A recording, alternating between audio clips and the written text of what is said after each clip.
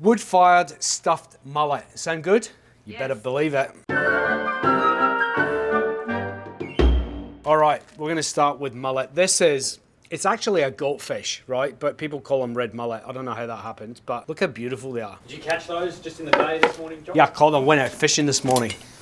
Totally didn't go fishing.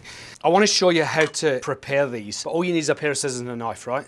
So, little gill fins. Get a pair of scissors and just whip them off. Same with the little fin on the back. Off it goes.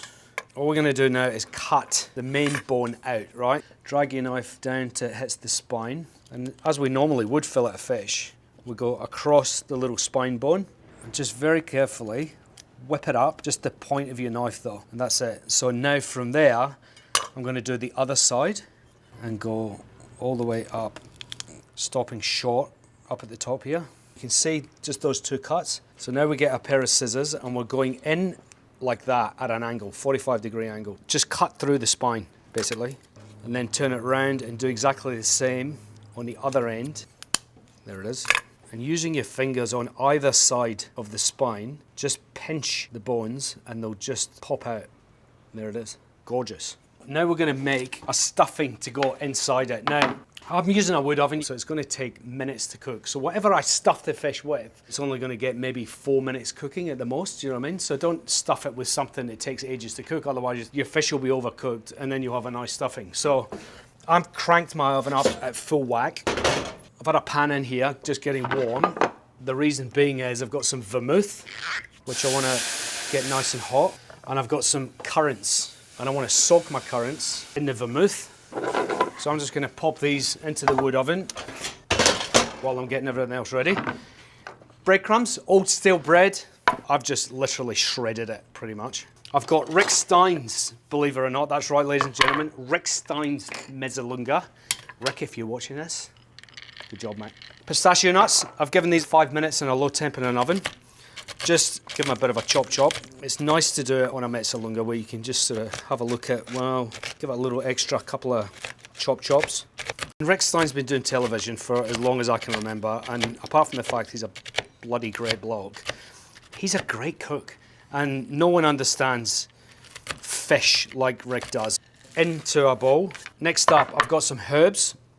I'm doing oregano, parsley, basil. Remember that mix, because for fish, it's beautiful, very Mediterranean vibe. I want to be cutting my herbs to release the flavors out of it. Like tearing herbs is all very well and good, but you can't tear it into 2-3 millimeter size pieces, you know what I mean? You'd have to have very small fingers, which I don't. I've got very big fingers, which my wife loves.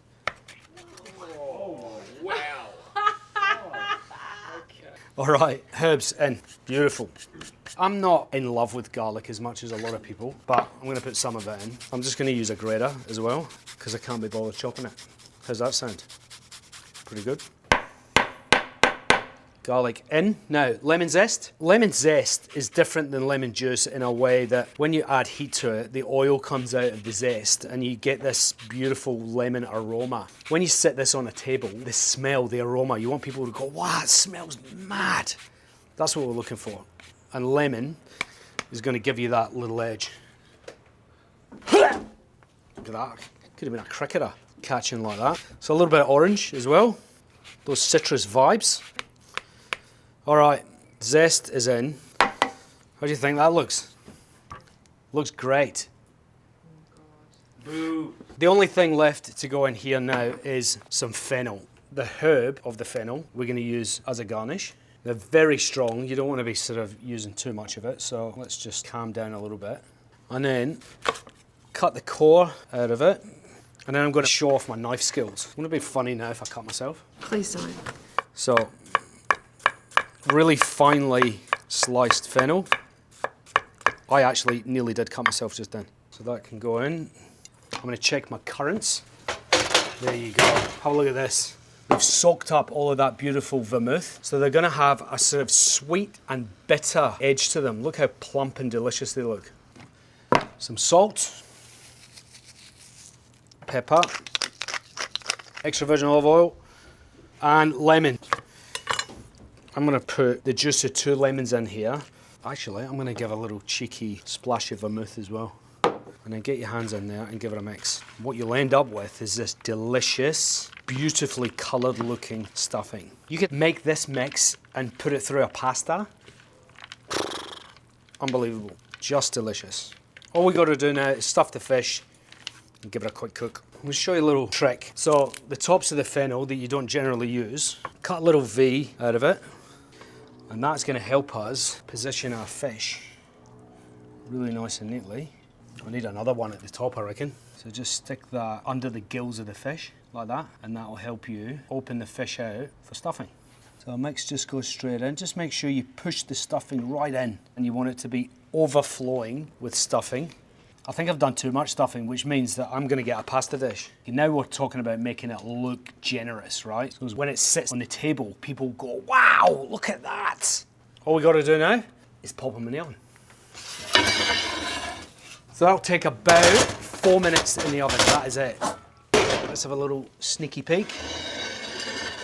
Oh yeah, look at that.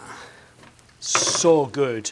All we need to do to finish it is give it a little drizzle of olive oil, extra virgin. It looks unbelievable and the smell is incredible. A little squeeze of lemon juice just to finish. And that's it.